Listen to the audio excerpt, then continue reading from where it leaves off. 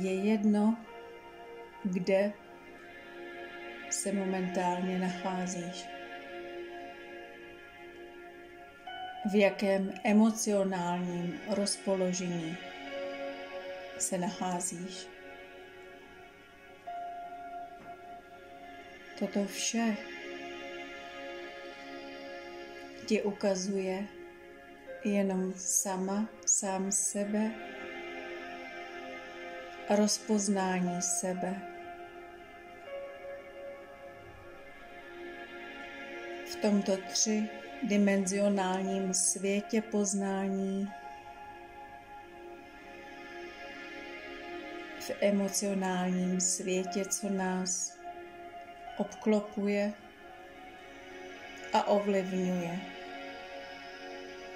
To nejsi ty, to je jen poznatek toho, pro který jsi se rozhodl. Ať je to bolest, ať je to radost. Je to poznatek toho, co ti ukazuje, co je vše možné, jak bolestivé, jak šťastné, jak dokonalé vše může být.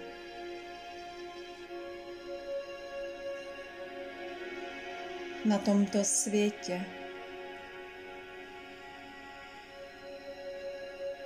ještě pořád v třídimenzionálním světě existuje spoustu bolesti, spoustu utrpení, spoustu nevědomosti. Ale jsou to jen ty poznatky, které ti dávají tu možnost cítit, procítit, uvědomit si, přijmout, vypustit a být si vědoma a vědom toho, kdo doopravdy jsi, že jsi světelná bytost, stejně jako všichni kolem tebe. Ať se jedná o lidský svět, ať se jedná o zvířecí svět, o rostlinný svět. Všechno se rozhodlo z dobrovolné vůle vstoupit sem na tuto zemi, aby jsme se směli všichni spoznat a svou dobrovolnou vůli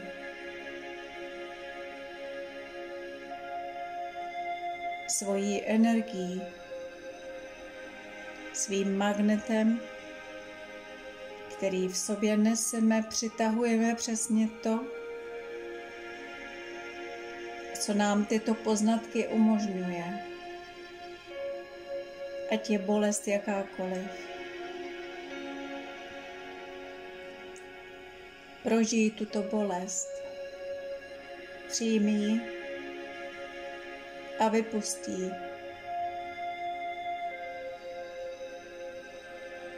Je to bolest na této nízké frekvenci. Ale vše má svůj význam.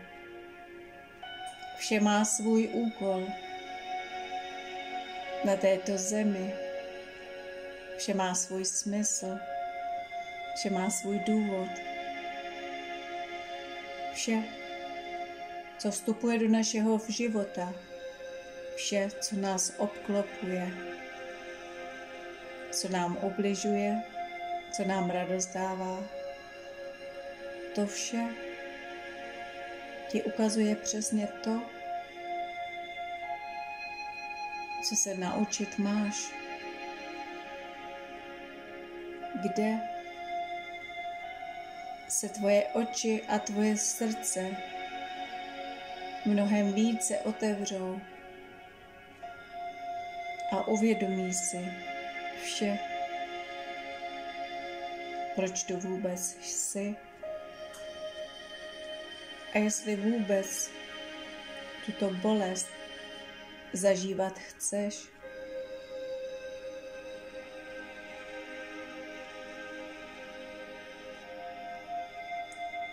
Přijmi vše, co vstoupí do tvého života v lásce, co tě nepodporuje a co už nepotřebuješ. Přijmi a vypusť v lásce do světla Božího. Poděkuj a vypusť. Odevzdej.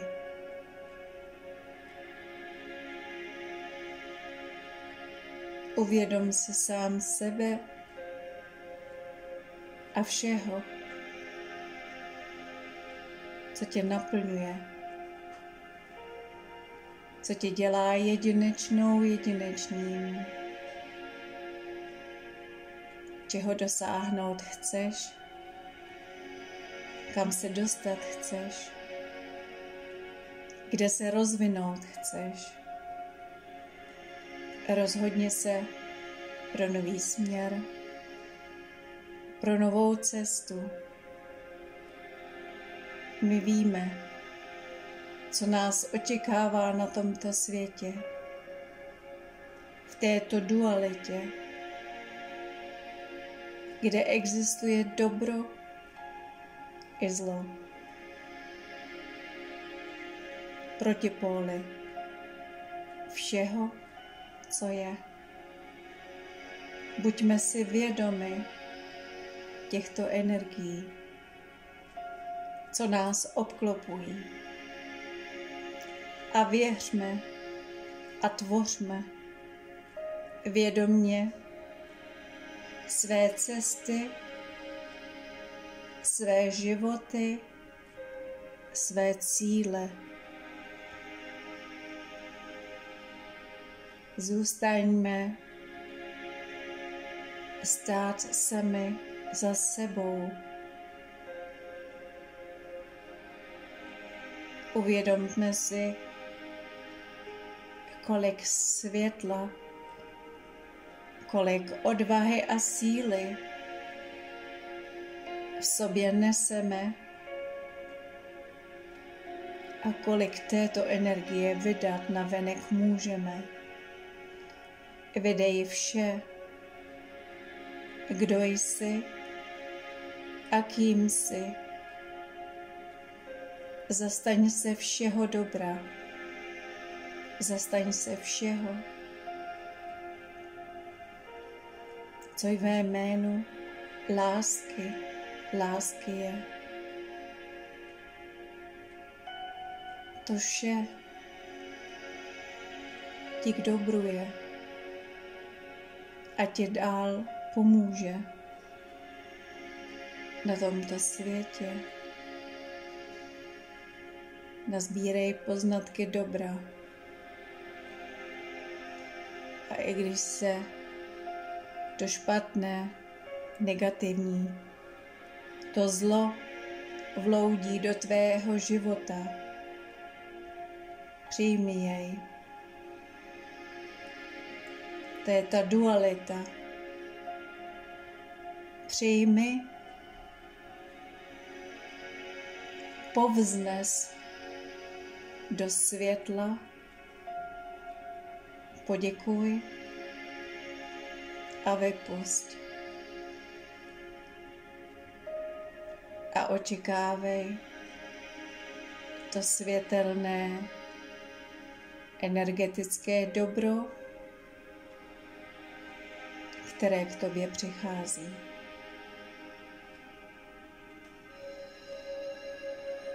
Kontroluj své myšlenky, své emoce své jednání. To vše tě dělá tím, kým opravdu jsi. Nehleď na nic a na nikoho. Buď jen sám sebou a jednej, mysli a konej, tak jak to cítíš, že správně je. Tak to dodáváš sobě, svému okolí, světu a celé této zemi dobro. Energie, která se povznáší a přináší radost, útěchu, potěšení a lásku. Všechny tyto emoce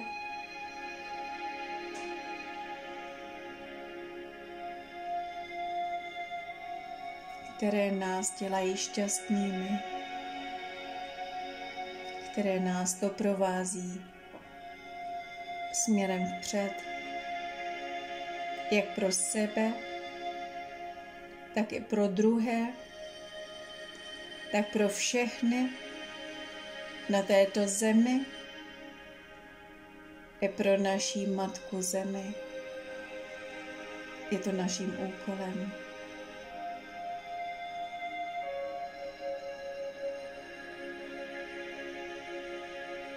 Až nastane tento čas, až se budeme vznášet do vyšších sfér,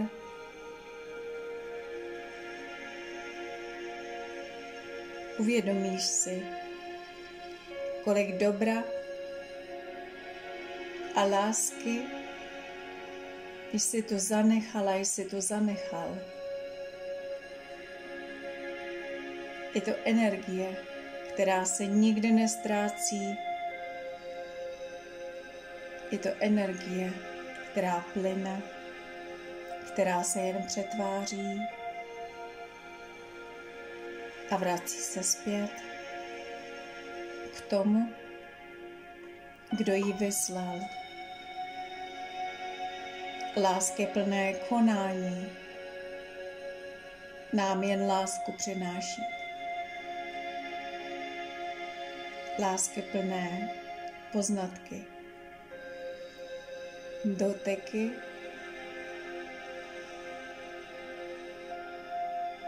a získání poznatků, které nás posouvají dál na naší individuální cestě, naším životem, ve spojení všeho a všech na této zemi. Nezapomeň, že jsi jedinečným tvůrcem, dokonalým světlem, světelnou bytostí v tomto lidském poznatku, v tomto lidském těle, přesně tam, kde se nacházíš.